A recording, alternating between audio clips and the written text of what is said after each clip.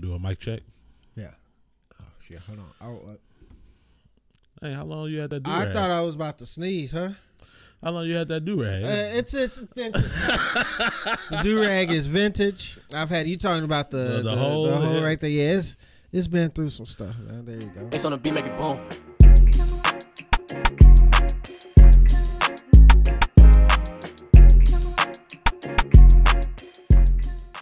Yo, what's up, everybody, and welcome to another episode. Let's Doc About It. As always, I'm Alan Ford. I'm Will Hill. And today's documentary is about the Redeem Team. What those don't know, the Redeem Team is the 2008 men's Olympic basketball team, which features some of your favorite stars: Dwayne Wade, LeBron James, Carmelo Anthony, Kobe Bryant. R.P. Kobe. I think we should take a second. Yeah, okay.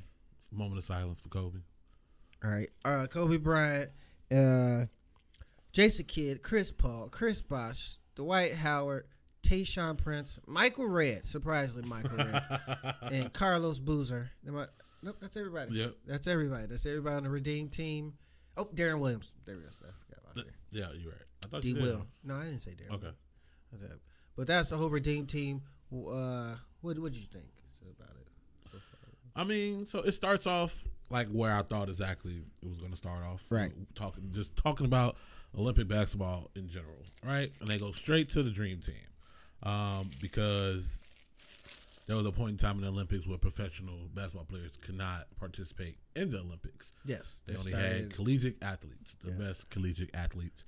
But then they start getting their ass whooped. Like, no, they didn't get their ass whooped. Some games they got cheated, and then they started to lose.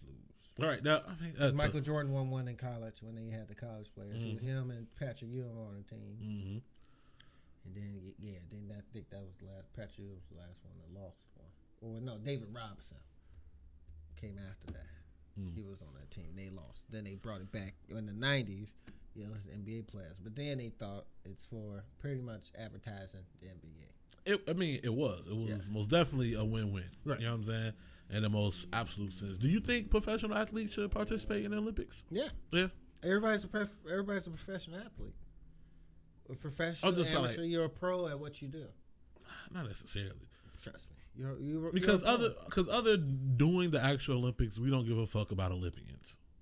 Do we not? Only Michael Phelps. Usain Bolt. He's not American, though. He's from Jamaica, and yet he's known all over America. I mean, yeah, a lot of Jamaicans are, they come here, so. Yeah, I like the Olympics. You watch the Olympics? Absolutely not. You don't watch the Olympics? No. You've never watched the Olympics? No. You don't watch an event, you don't watch the basketball, you just don't watch the Olympics? I don't care. I know you don't care, but you never just sat, you're like, I'm going to watch this Olympics. No. You never just came across the TV, like, I'm going to look at this event. I think the last time I watched any type of Olympics, I was in a barbershop. I didn't have control over the TV. Okay, that's fair. All right. Will doesn't watch Olympics. You heard it here. Breaking news. No one cares about the Olympics. Huh. No, I think people care only right then and there, right? Right after that, bro, Olympians are some of the brokest motherfuckers because they are not getting paid. They're not getting sponsorships. These motherfuckers work at grocery stores and train at night. Like, well, to start and then go to the Olympics. To start off before you get to it. Yeah, then you get there. Then when you come back, you're right back to the grocery store. Nah. Yes. Simone Biles. Name anybody else from that gymnastics team. Besides her, the winner? Oh, she's the GOAT. I mean, she's the team. The Asian girl. Sure. Well, we know, don't count gymnastics because they start like 16. So yeah. They go back to their home and then college and then they progress from there. Okay, what others? We can't do those then. We can't do the gymnastics. You want to go rowing? Yeah, they go back to their regular jobs. Rowing. Yeah, most people, even like gold medalists, they are not on. Some of them do Subway commercials. Right. They give them that. They might give them a special box of Wheaties. But after that, that's it. We don't care for another 4 years. Put that money up. No, you spend all that money training. Right. Because the people who train Olympians get paid. They do. Yeah. You got to pay for your session. So, anyway, we don't care. Yeah, so the Dream Team was formed 92. We all know who's on that. Michael Jordan, Magic Johnson, Charles Barkley, name a few. Then they had the second Dream Team with Shaq, Reggie Miller, and them. They won. 2000, they had a team. That's when Vince Carter jumped over. You don't know that. Vince Carter jumped over somebody to dunk the ball. I'm pretty sure you've seen this clip before. Yeah, you see that. That was that. I know sports. I just don't care about the Olympics. Okay, that was 2000 Olympics. Then 2004 Olympics. It was going on during the war. The supposed war. Bush was in office. It was going on during that time. Nobody wanted to go overseas or anything like that. It was highly questionable. Yeah, it was highly questionable. So Shaq turned it down. Kobe turned it down too. And they just came from an NBA Finals in 2004. Which is crazy because they play all season long and all of a sudden here you go. Right. And at that time it wasn't a commitment. You didn't have to make a commitment. You just had to say, yeah, I'm playing this summer. Sure, I'll play this summer. So they put a team together in 2 weeks. Like it's gonna work. Listen to this team. Allen Iverson. Okay. Tim Duncan. All right. I think hold on, before you even name them all, I think a piece that we're missing here is not that the players didn't mesh well, is that the rest of the world caught up to the game of basketball. That is true.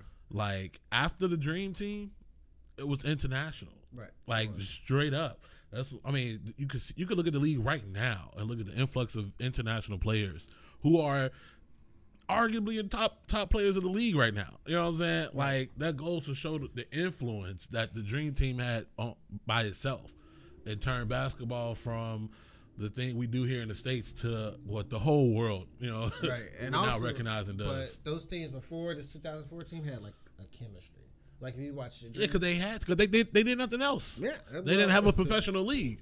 That's true. Well, that's all they did. Them 10 to 15 guys played all year round. They did. Well, I'm talking about Michael Jordan and them, the Dream Team. Oh, yeah. Dream Team chemistry, then the second Dream, those 92, 96, and 2000, they all had chemistry together.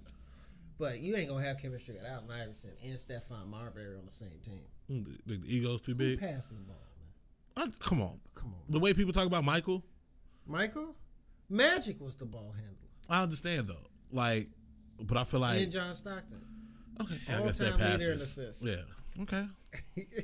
There was no point guard. But, you got Tim Duncan, okay. But then you got LeBron, rookie. Carmelo Anthony, rookie. Dwayne Wade, rookie. Yeah. They just got done with their rookie year. So that was kind of hard. That's because a lot of people turned it down, right. So they just kind of was filling in spots. And then, so they fired whoever put that shit together. Larry Brown was the coach. And so Jerry Colangelo took over as the director. So he wanted to get a coach. Mm-hmm. He handpicked everybody, fucked the committee. Everybody from scratch. And then he said you have to make a commitment. And they all made a 4-year commitment to it. Got to. So 2006, you bring LeBron, Chris Bosh, Carlos Boozer, Carmelo, Dwayne Wade. Just a few to name on that 2006 team. Michael Redd was on that team. I think Tayshaun Prince was on that team as well. Just a few to name that team. And then you bring them together. And then they lose in the semifinals to Greece, right? Yes, to Greece. They lost to Greece. Which they had to learn, going up to 2008, they had to learn the game, the rules. Yeah, European rules. Because it's different. The European rules. Yeah, they got it's subtle differences, which anybody who hasn't played sports, when one move is illegal, what you're usually doing, but then now you're playing in another setting, and now that move is legal. Right. That kind of throws off your game a lot. I could see that. That was an aspect I didn't even think about. Right. I just thought bad chemistry. These teams, you know what I'm saying? The USA, number one target. Everybody playing, they're ready to play against them, and so they go lackadaisical. They just say, okay, this is ball. Let's try to, dominating for so long. You don't think you have to try hard. Right. Then they brought up the rule changes, and I go, oh shit, that's right. Certain things are different. You can run through the foul line before as soon as the ball's up, and it's damn, now the rules difference. It's a different basketball, right? What did it say? From 8 panels to 12 or something. No, I think he said it was 8 panels, 10 panels on the ball. Yeah. And so it feels different in your hand, right? And so the coach Jerry Colangelo went out and got Mike Krzyzewski, Coach K, as everybody knows. Mr. Army, yes. Mr. Army, yes. He brought all these people in to talk to him. That's a good touch, though. It's a good motivating tool. Yeah, no, you know what? When it's I remember it, but I didn't really watch it. I didn't really follow the Redeem Team. I know what happened, but watching it, I go, yeah. Why did they go get a college coach for this? You know what I'm saying? I didn't think even though he already had goated himself by then, you know what I'm saying? Right. It was like, are they gonna listen to him? You know what I'm saying? And then he's not really one of them Deion Sanders type coaches. You know what I'm saying? He was real soft spoken the whole entire time. That's it. He'll probably. It's ways to get your point across. Yeah, like soft spoken as well. But then they recruited Kobe Bryant. This time Kobe wanted to play. Kobe said, "I want to play. I'm sick of watching y'all lose." That is what Kobe said. And Kobe literally instilled the work ethic in a lot of them. Which I can imagine. Yeah. Like, they young, they turning up.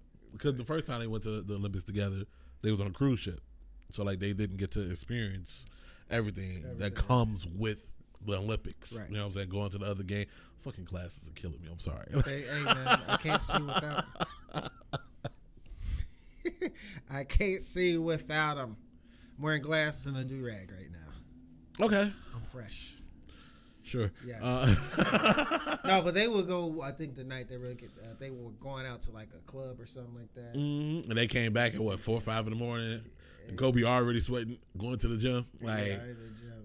And they started doing that. And then, one thing I was surprised is how Kobe really kind of just stayed to himself.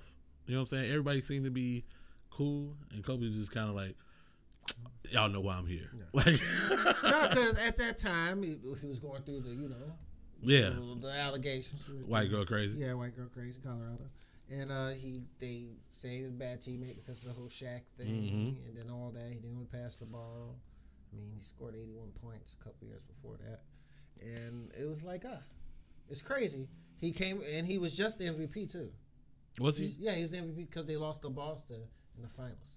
Okay. And then the following year, like the 2008, 2009, then they won the championship back to back. Okay. So he was just the MVP too. So, he just wanted to play. He had his girls with him. I teared up a little bit. The birthday scene was kind of sad. It's like, God. The whole thing with Kobe was sad. Yeah, that's just basically is a tribute to Kobe. That's all it is. At the end. At the end, yeah. Yeah, after they talked about putting the team together, when they said he was on there, all they talked about was Kobe. Well, the way the doc set it up, he kind of seemed like the last man on the roster. Yes. That's the way they kind of set it up. Like, they had everybody, and then here comes Kobe. Like, yeah. And then there's Kobe. That's how it was. Now, this is why Carmelo is my favorite player. When they came back and saw Kobe sweat, and everybody's getting up at 4 a.m., Carmelo was like, I'm going to be honest with you, I didn't get up at 4 a.m. That's too early. That's too damn early. And he said it in the most New York way you could possibly say that. That shit was fun. I'm going to be real with y'all. It's 4:30. I ain't getting up that early. He's I got up in the morning. I got up in the morning, but not 4:30. Not 4:30. The realest one. Yes. Especially when they lost in 2004. It's like, shit, I don't know. I wasn't out there. You might have That's what he said. But yeah, man, Kobe brought the defense mentality to them. And also they talked about, because at that point, LeBron is just like fifth going into his 6th year in the league. Mm-hmm. He is, it was the height of the Kobe LeBron comparisons. Yes, it was the MV puppets, all those. You remember the MV puppets? Yep. I remember those. It was the height. They would compare who's better, LeBron and Kobe. And neither one was selfish either, which worked. Yeah, at that time, Kobe had changed, turned over a new leaf. He had to. He turned. I don't know when. I mean, we know when. When he turned over. When he switched numbers. Oh, when he went to 24 instead of 8? Yeah. That's when he started passing the ball. Yes, 8 was the rapist. Supposedly. Allegedly. Said it 3 times.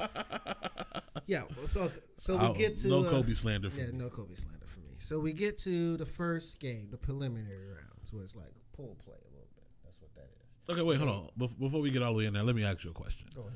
So, watching this doc, you got to see how close everyone became. Yes. Right? Yes. Watching it, I realized, okay, this is why LeBron and Bosh went to Miami with D-Wade. You know what I'm saying? That too. This is the reason that they got so close. Like, if not for this, probably would have never happened. Probably. Then, do you think that camaraderie changed the league the way it is? Because I feel like everybody's dumb friendly in the NBA. They've always been like that. To a certain extent. Well, I feel. If you watch the Last Dance documentary, Michael was friends with Larry Bird and them. He just talked shit to him. No, that's but him and Isaiah Thomas. That's the difference. Did they come on? They was fighting damn near every night on the court. Now, you'll be mad too if you from Chicago. Win championships in your city. No, but then we had the Detroit team with Ben Wallace. They was fighting all the time. They still do that. The Pistons suck. When you suck, you fight. That's what you got to do nowadays. So basically, my question was: do you think them getting close like that from the Olympics changed? I guess how friendly they are, but you saying no? No. Okay. I don't think it changed. I don't think it changed much. I think it. I don't know. I kind of feel like it made them want to play together more often. It makes the game easier, and that's when we got all these super teams. Well, because everybody's friends. Well, everybody's friends, but also, let's say you at work, right? You get somebody does the same job as you, but they do it like you, and nothing changes. You know what I'm talking about? Like, it makes your job easier. You see what I'm saying? Like, somebody does the same job as you. Okay. They're like the same star power as you. Okay. And y'all just killing it at work. Okay. And you're like, man, this is easier than it's been before. It's like that. You want the game to be easier. I hear you, but I'm competitive. If anything. So even we can say the scenario at my work.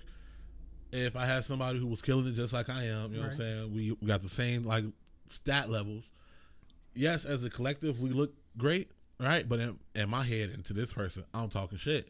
Right. Like, all right, I got one, or you got one. Now I'm finna get another because I can't be tied with you. You know what I'm saying? And I feel like I would feel the same if he was at another, other location or for another company. If I was able to see his stats, I would feel the same way.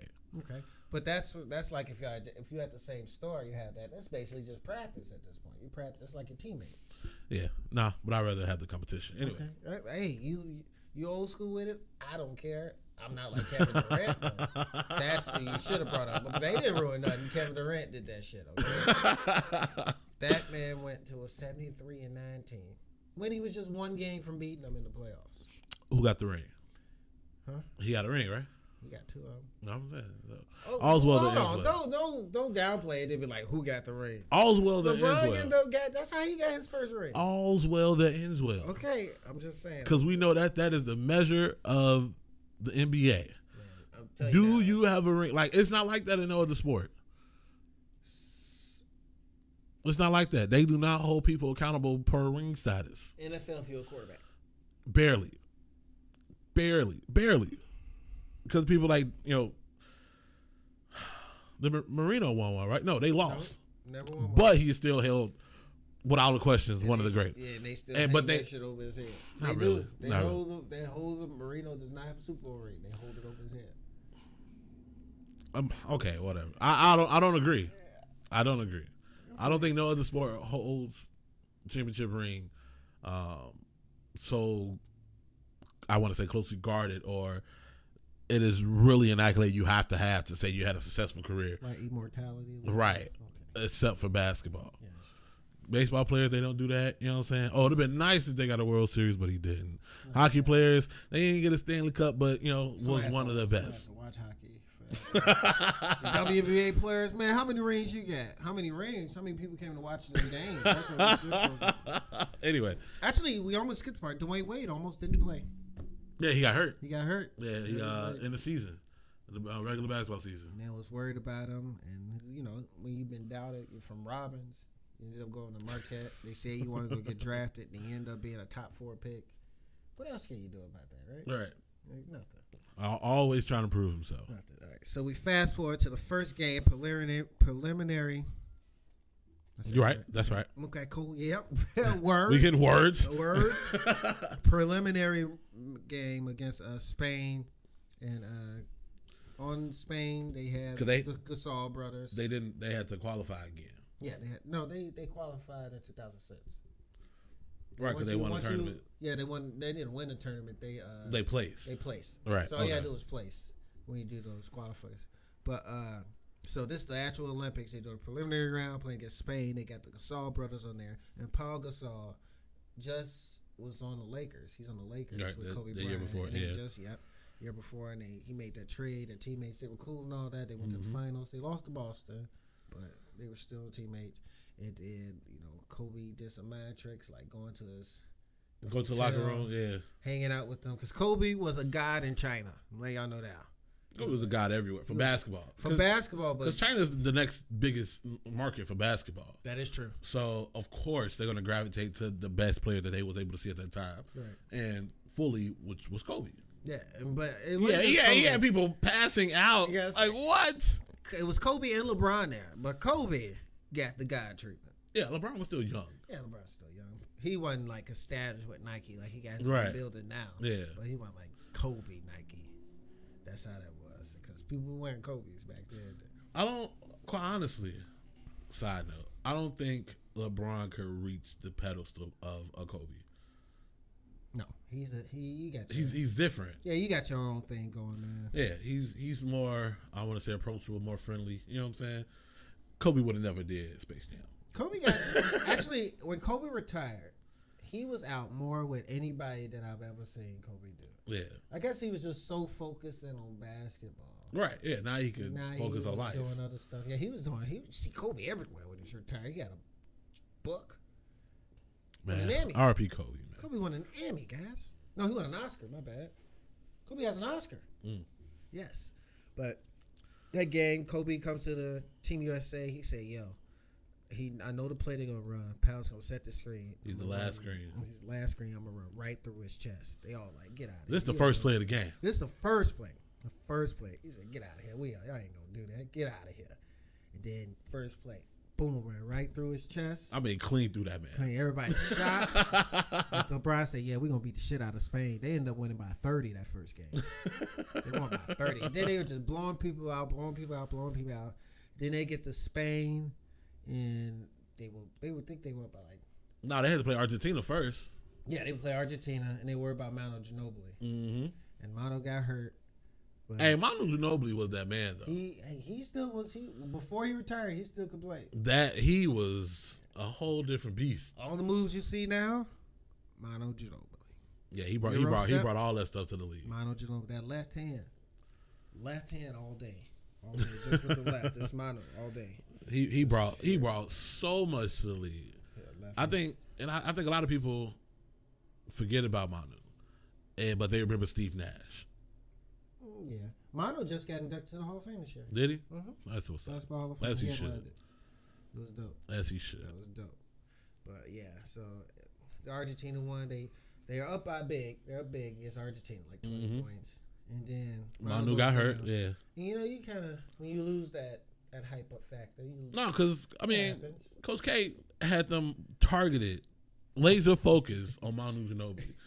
They had he clipped all the headlines from all the other countries, what they were saying about how great Manu Ginobili is, how he was a number two guard. I think he put on Kobe's seat that he was the number one guard, something like that, right? Number 1, 2 guard. And so of course everybody's Ginobili. Then he's out. It's like, oh, that was our biggest threat. We ain't got shit to worry about. Shit. They cut that lead to 4 so fast. But then at the end of the game, they won by 20. Yeah. Yeah, it was a little close for comfort. That's all those games were. It's like a little close. Yeah, just a little close. I mean, it was the best of the best. Right. Now, you know what I'm saying. And you can't do on a 2012 team. They just blew out everybody. Yeah, Kobe was on that team too. But yeah, then after that, then they come to the last gold medal game. Of course, they're playing Spain. They come out hot. It's a tug of war. It's a game of tug of war. Yeah, they can never pull away. Yes, never pull away. Spain never led the game, by the way. They just could never pull away. It was kind of tough. But, Kobe goes out with 2 fouls early. LeBron gets 2 fouls. So guess who stepped up? D-Wade. Robbins, Illinois himself. Mr. Richards. Mr. Richards. Yes, he did go to Richards. I forgot about that ragged ass school. Mr. Richards, yes, stepped up and was balling. Mm-hmm. Showed him what he could do. It was balling. But yeah, that was a really good documentary, man. And yeah, they want to go. We all know what happens at the end. They want to go. I really liked it. I really enjoyed it. It was very well put together. I feel like I learned some things. You got a chance to hear it from the player's point of view, right? We got it from the reporter's point of view, what they saw, how they saw it. But to hear it from them in the trials and tribulations, it wasn't just pure domination. I wonder why they didn't speak to all the players. Maybe everybody wasn't available. They ain't got shit to do. Or maybe they wanted too much money. That is true. Because they talked to Jason Kidd. He talked to Carlos Boozer, who was wearing a suit, by the way. So I don't know what he was doing. Yeah, they probably called him doing something. Of course, they talked to LeBron, Carmelo, Chris Bosh, and D. Wade. Yeah, you only talk to the people who played. Come on. They played. Dwight Howard played. They didn't talk to him. We don't care. I think I kind of do. They were teammates on that late. Do you think without him it made a difference? Yes. Because who was the better big at that time? Doesn't matter. There you go. Doesn't matter. That's what I'm saying. All right. Okay. You got a Dwight Howard hate over here. No, not at all. He felt so tough. He could have been about it early on in his career. Yeah, he should have been a much bigger force. And he got a ring, and he's a Hall of Famer. Yeah. Mm-hmm. I never forget that one game. He had 9 blocks in the first quarter. Could get now one more. He probably had 4 points that game. He's the only guy I know that gets points off his own rebounds. So if he had 20 points, he had 10 rebounds. Anyway, all right. Yes. What you rated? I give this a 5 out of 5. 5 out of 5, perfect. Yes, this is a perfect documentary. After you just said they didn't talk to some players. I mean, then again, I was just saying they could have talked to him. I'm not saying it's not effective. This is basically a tribute to Kobe Bryant. That's basically what this was. Almost. I feel like there's so much more Kobe footage out here they wanted to. And it brought back some memories. Yeah. Just watching like old basketball. Yeah, the nostalgia. Like, yeah, I remember where I was when they lost. I was in my 8th grade, my 7th grade classroom. Yeah, I didn't give a fuck. All right, thank you for that. That was nice to know. Yeah. No, what do you rate it? Like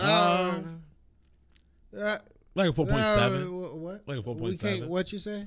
4.7. 4.7. Why 4.7? I don't know, man. I feel like they could have got more into some of the growth of the other nations. You know what I'm saying? The real competition out there. And then, I feel like something they could have did like what has happened in the Olympics for basketball since then. Okay. Right? Like I said, with so many international players in the league now, when it comes to the international play, they playing their teammates on other teams. You know what I'm saying? Right. Like, what team Giannis gonna play for? He gonna play for Greece, right? Yeah, he plays for Greece. He did this summer. Right. So, like, that's gonna be a fucking problem. Like, but I think it's a toss-up over national teams. Like, those national players, the ones that are stars, they can play whenever. As USA, you gotta make a commitment. So if you're not in that like system, you can't really play unless they like ask you. We don't know that. Yeah, it's true. Because Joel Embiid is a U.S. citizen. Is he? Yeah. Where's he from? I think Africa, something like that. But he's a U.S. citizen. He became one over the summer. I know Serge Ibaka. So Serge Ibaka is Spain. Yeah. So does he have dual citizenship? I don't think so. Because he went to school here. He went to college here. Yeah. He says he went to college here. His child's from here. He probably had dual citizenship. Maybe I would. Would you have dual citizenship? Yeah. From what? From here and where else? I don't know. I haven't been nowhere else. So. I'm just saying, if you could. I don't know. I haven't been nowhere else. You haven't thought about, no. You know what? I will live in that country. Well, I have to visit it first. I'll be Japanese. I don't think I could survive in Japan. The good part of Japan. No part of Japan. I'm huge. They love us. Yeah, I'm fucking Godzilla over there, though. Well, let's calm down. I won't be able to buy nothing. You're probably Godzilla to the Japanese hookers.